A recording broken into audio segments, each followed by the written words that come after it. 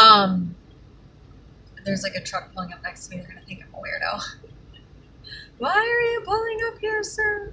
Okay, so anyways, what is he doing?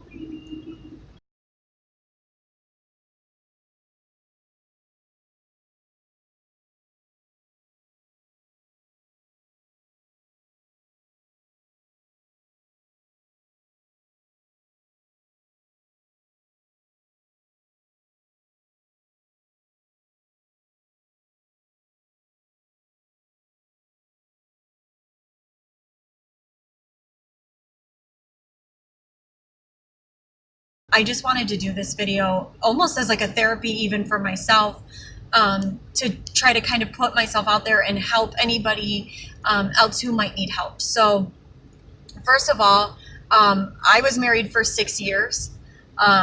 We're getting divorced. My husband has cheated on me many, many times. When my husband and I got together, he was fresh out of the Marine Corps, and I told him, like, you know, I'm a traditional female. I had a daughter already, and you know, he promised me the world. You know, I'll be there for you. I'll be there for you and your daughter. And I love that you're a Christian. And, you know, you know, I want to be there for you. I want to take my family to church. And we got together.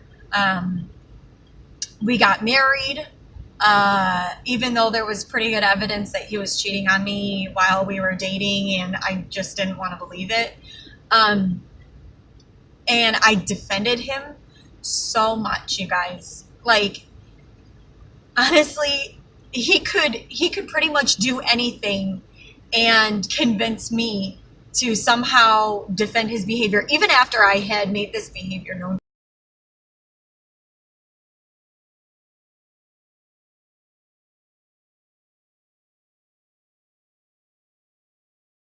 When he would leave, he would sleep with many, many women at the same time. In fact, he would have multiple, like, actual relationships with these women, telling them, like, I love you, and you know, making them think that they were in a relationship. And you know, the last time I took him back, he hadn't changed his phone, and the first night that he slept back at the house and back in my bed, and he had one girl saved as my future, one girl saved as my love. And you know, you'd have thought then that I would learn, but first of all, I'm a Christian, so I felt like, what would God want me to do? Well, God would want me to forgive, right? And I tried, and it wasn't just cheating. There was many, many other factors of our relationship that were very covert, that were very hidden, things that he would do at home, but didn't actually show to anybody other than myself. And of course my kids, which is honestly the saddest part. He was physically abusive, but it was only on very certain occasions, and it was not very often. He would, like, especially if I caught him cheating, that was when it was pretty bad.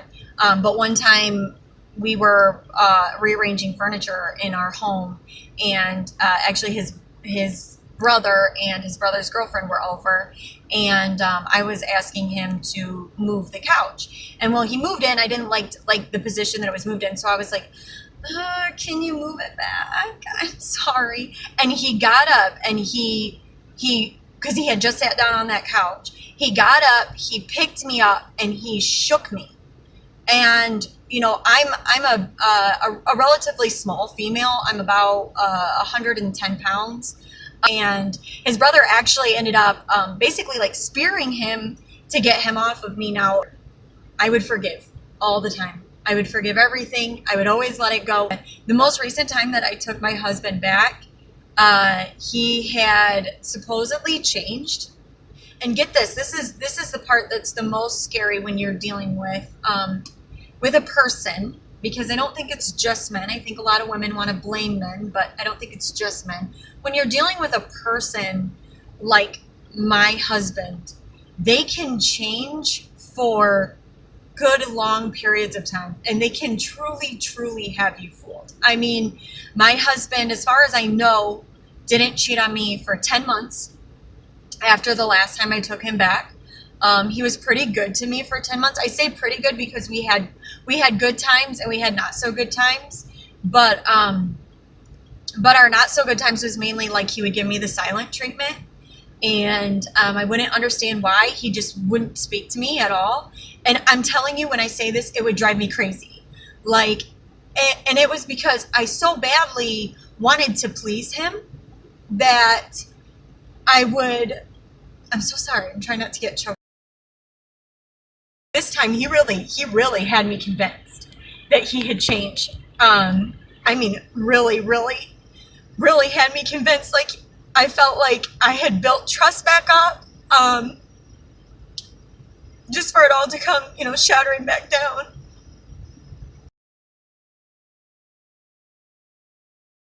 I would essentially change myself. How can I make myself better? I'll cook more dinners. I'll make sure I do my makeup every day, or like, I tried anything that could possibly make him happy, anything that he complained about. I would try to change about myself and to make him happy. So when he would have these times where he would come home and he just wouldn't speak to me or look at me, and I would directly talk to him, and he would blatantly ignore me. And sadly, this was the main thing that was going on in like the best year. He put me through a lot, and he changed the person that I was. I'm really trying hard not to cry. He really changed the person that I was, because when I got with him, I was such like a silly, goofy, I don't know, maybe even annoying, like overly silly and goofy person. And I loved to make jokes. Everything was a joke to me. And he made me into this person where, and a lot of it was, I believed the things that he said about me. Because like he would say terrible things to me, like he would make fun of my chest size, or, the way that I look, or he would tell me that I look way older than my age, or I mean, he would, seriously, it could be anything. And then when it would hurt my feelings, and I'd be like, that's mean, like that hurts me. His response would be, you're so sensitive. Of course he would curse all the time. You're so sensitive, and you can't take a joke, and you don't have no sense of humor. And see, the thing is that like I believed these things about myself. After a while, I was like, I can't take a joke, and I'm a really sensitive person. And I thought about it, and I'm like, I've never been a sensitive person. In fact, like, I don't like the idea of people being overly sensitive. It drives me crazy. And here I became this person who I thought was overly sensitive, but it was literally because the man in my life who I thought loved me, and who I thought cared about me, and who I thought was going to be there for me and my children, actually was there to use me as a punching bag. And, whenever things didn't quite feel right inside of his mind, I don't know if it was something at work or, whatever, whenever anything didn't quite feel right, it was, well, I'm going to go and I'm going to bully her. And one of the things he did to me was, one time his cousin and one of his brother's friends, who we always hung out with them, they were talking about basically that I was pretty or whatever. And I was like, oh, you guys, because I had zero self-esteem whatsoever. And I'm like, oh, no. And in front of a large group of people, actually says, yeah, but she has a loose, starts with a P, you can probably finish the sentence. And I mean, you can imagine my shock. I just like absolutely just looked at him like, I can't believe you just said that, and in front of all these people. And I immediately started to cry, and I just lashed out. I'm like, why would you say that? Why would you say something like that? You've never said anything like that ever to me before. In fact, quite the opposite. So why on earth would you say that? And he's like, oh my God, take a joke, take a joke. And I'm sitting there and I'm like, this is not a joke. And I ended up walking into the other bedroom and I cried and I cried and cried and cried my eyes out.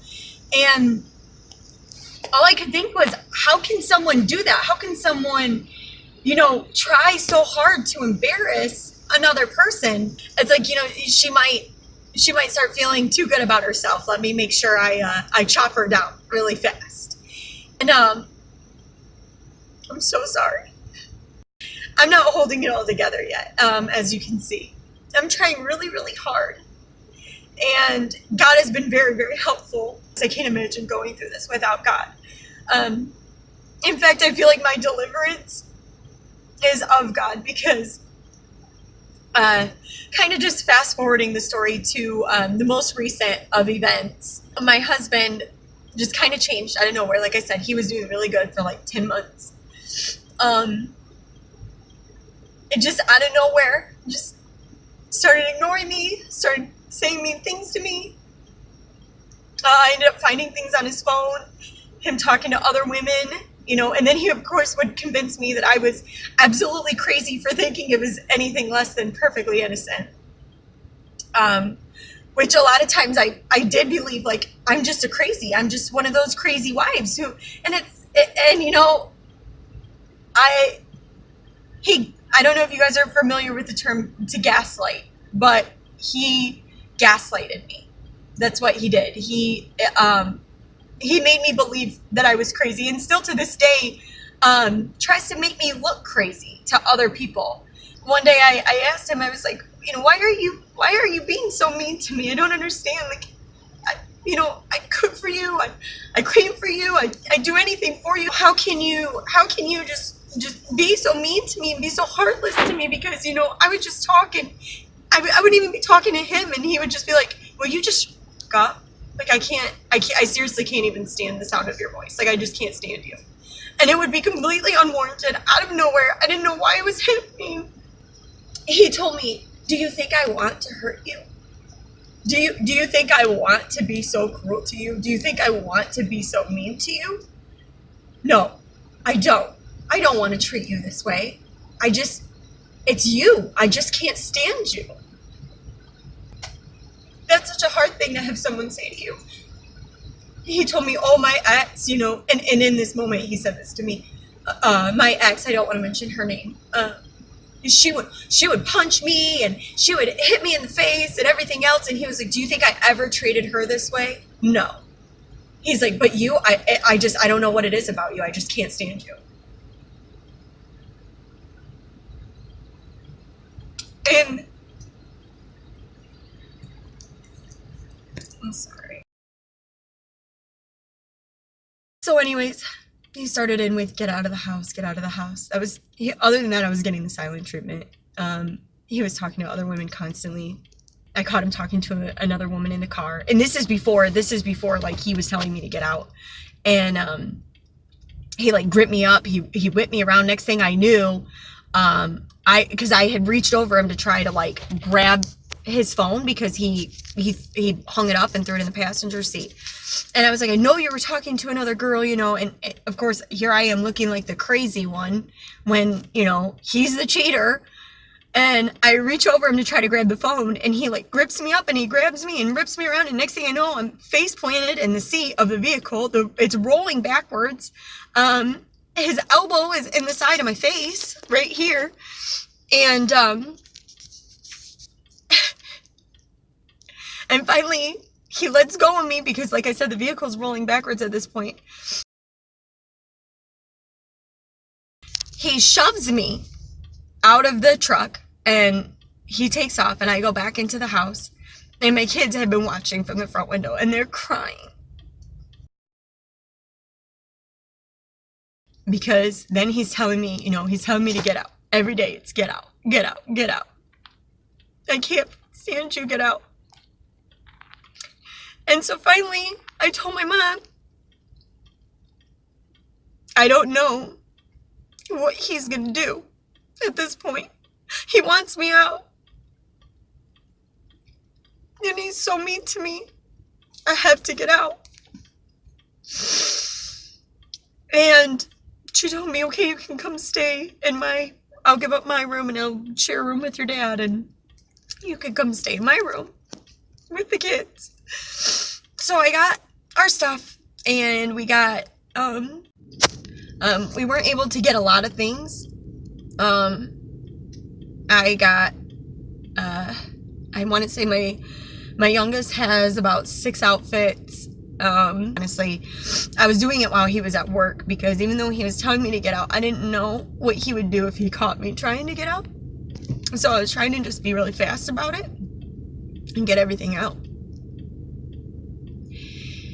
And I'm going to try not to go into all the stuff that he's currently doing, but I will tell you that my neighbor is one of the many women that he was talking to, and she is now, it's been 2 months since I left, and she is now pretty much living at my house. Her kids have taken over my kids' bedrooms. She's in my bed. She's in my house with my name on it. And my lawyer convinced me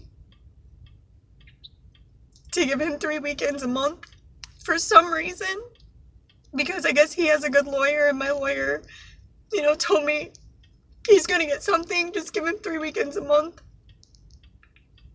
And he gets her on Wednesday evenings, not to spend the night, but he gets to see her. And it kills me so bad, because when he was in that house, how much do you think he honestly cared? But now he's the father of the year. Now, a picture of him and her is his Facebook profile. He's and he's got this neighbor of mine somehow completely convinced that he's a good guy, even though I showed her many conversations between him and other women. So I don't know. Maybe she's just like me. Maybe she just has a knack for finding abusive, really crappy men. And I didn't do it on purpose. And my 8-year-old is completely afraid of him. And it's hard. It's really hard. And I'm not trying to give away, like I said, this is honestly minor details of actually what's gone on in our relationship. So if you think, oh my gosh, this girl, she's sitting here, spilling her entire life story to us. Actually, this is not even a tenth of the things that I've gone through with him and with this marriage. And I'm sure you're probably thinking, why didn't you get out sooner? Well, for one, when I got married to him, and not get married with the intentions of divorce, I got married saying I'm going to do anything and everything to work through this marriage. I'm going to give it my all. I'm going to give everything to this marriage. I'm going to do whatever it takes. Sorry. I probably would not have even filed for divorce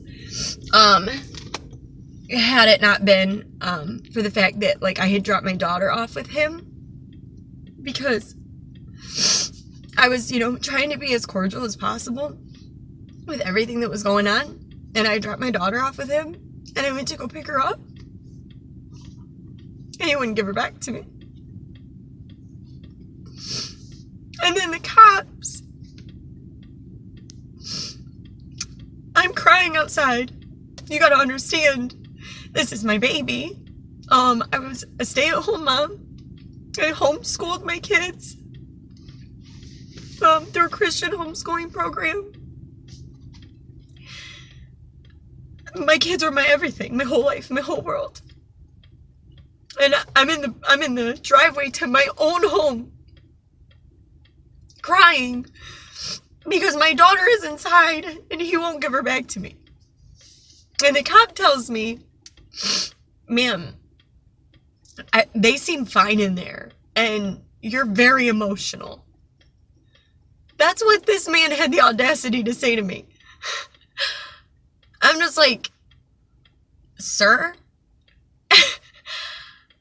I so badly wanted to say, like, literally, these are the words I wanted to say to this police officer. God literally held my mouth closed, because I looked right at him and I said, sir, I don't mean to be disrespectful, but what I was about to say was, sir, I'm willing to go to jail over this.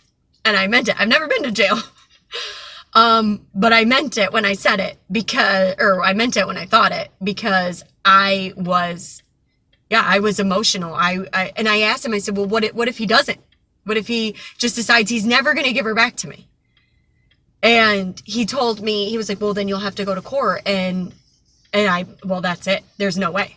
There's no way. If I get her back, she's not coming back here until there is some sort of a custody agreement, because I cannot risk him taking my daughter. And honestly, and I mean this from the bottom of my heart, it would be completely different if he was like a super great dad. If he was this really good dad who, you know, I knew loved.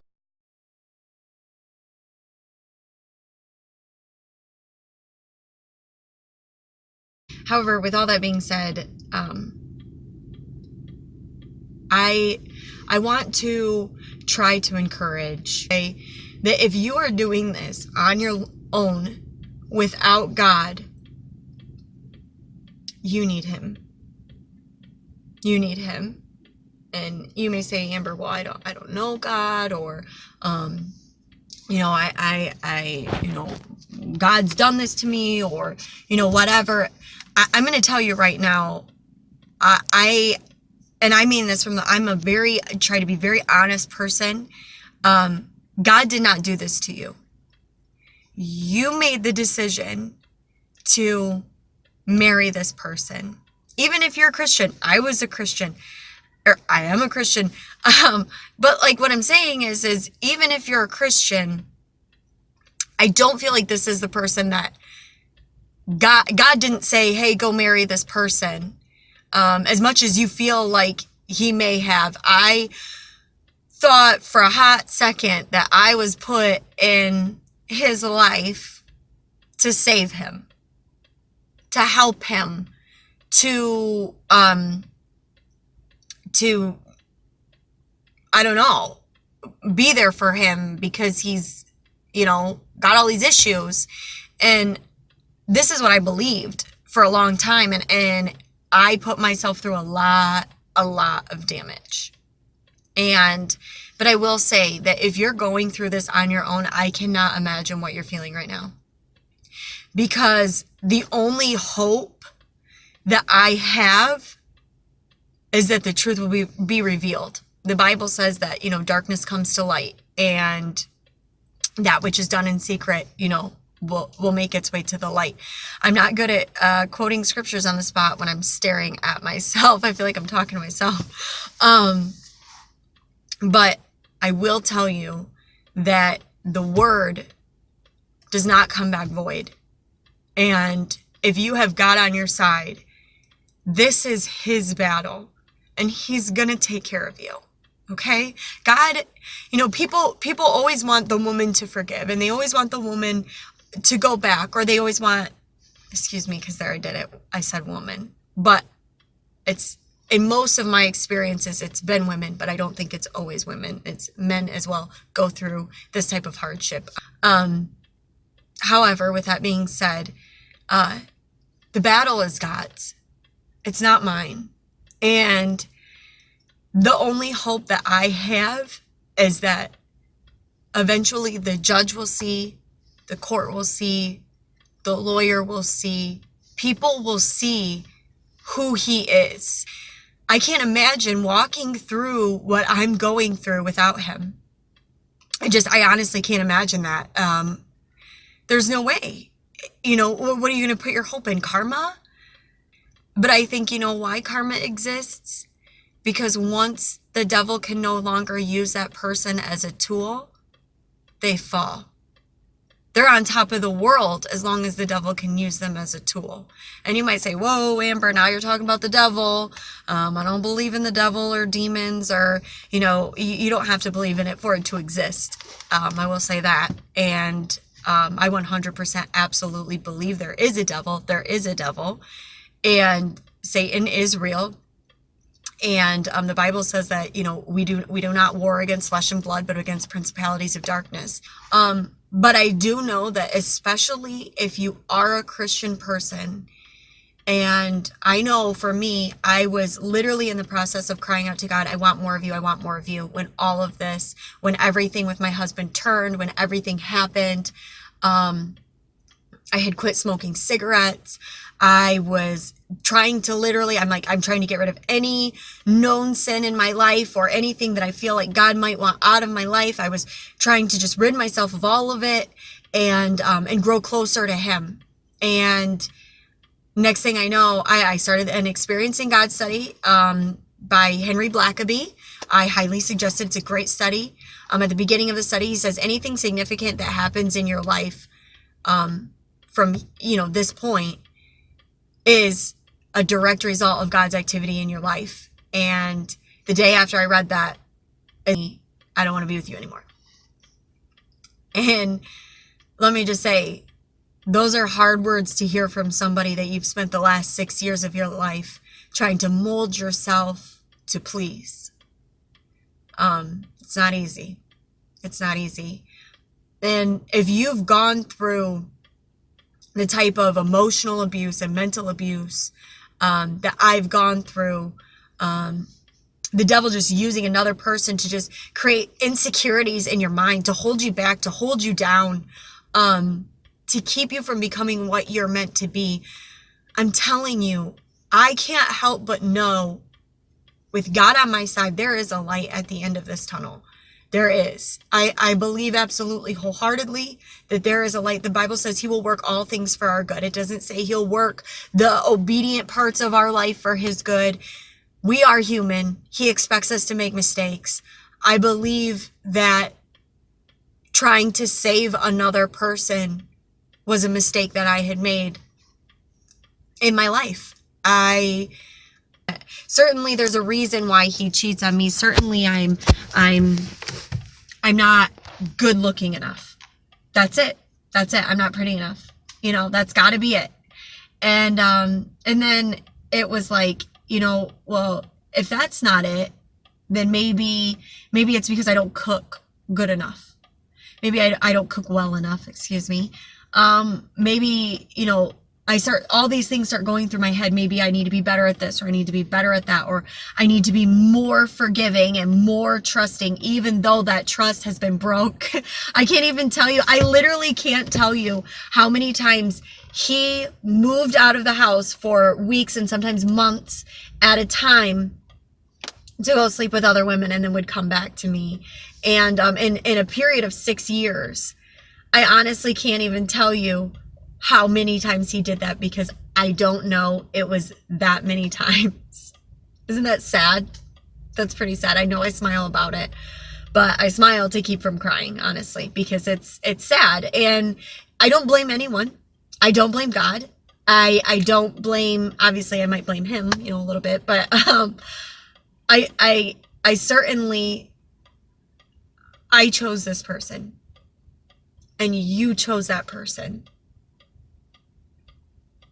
And I hate to be the bearer of bad news and come down on you, but you know what? You chose wrong. Pick yourself up, look at the cross, walk forward, march forward, run forward. Get out of this cycle of, I'm an idiot, I'm not good enough, he's so happy without me, she's so happy without me, they're living great. You know, one of the things I have to, I know I just keep digressing because I just got so much to say, but my husband's son, he had very, very, very little to do with his son. And in fact, the only time I wanted to take his son every other weekend, as the court had administered his rights to him. That's what I wanted. Yes, let's take him every other weekend. Let's get him used to us. I mean, by the time I got with my son, or by the time I got with my husband, he had very little to do with his son. His son was about 5 years old. And I'm like, let's start taking him. Let's take him every other weekend. Let's build a relationship with him. This is good. Let's do this. And it was like he only wanted this boy if he could rip him away from his mother. He wanted custody of him. He did not just want to take him every other weekend. He wanted custody, and he convinced me she's a drug addict. She's crazy. She's all these things. And I believed these things. And I feel so terrible. My God, I can only hope that she can find it in her heart to forgive me, because I would fight with her. And, it's the same thing the neighbors doing with me. Defend him and be like, you're crazy. And, why you're on drugs and, whatever else. And, he just wants more time with his son. And, and then I realized he doesn't want time with his son. I mean, I started noticing every time his son came over, he would leave. He'd go to the bar with his friends. He'd go play basketball, anything. He wouldn't even be there. And it's like, you haven't seen your son in how long? And this is what you do? You leave him with me? And then he would cry because he wanted his dad or his mom or his grandma, but not me. He didn't even know me. And I tried so hard. I wanted so badly to have a relationship with his son, and I've prayed for him for so long. And I find out now he's with the neighbor. He's trying to impress the neighbor. He saw his son for the first time in like 2 years this last weekend. And it's like, he is, but he is so good at manipulating people. To believe that he is just this great guy. With all that being said, I just wanted to tell you guys, hang in there. It's rough. I'm going through it. I know exactly how you feel. I know the hurt. I know the pain. I know the sleepless nights. I know either the inability to eat or the uncontrollable eating. I actually go with the inability to eat. I can't eat. I can't sleep. Your mind just, it's like a floodgate of, what if it is me? What if it was something that was wrong with me? And now he's going to go be with this person, and he's going to love them, and he's going to cherish them, and he's going to treat them right. It's not so, and it's not so for your spouse either. An abusive person is an abusive person. It's not because there was something wrong with you, okay? And I can say that honestly, wholeheartedly now. It's not something that's wrong with you.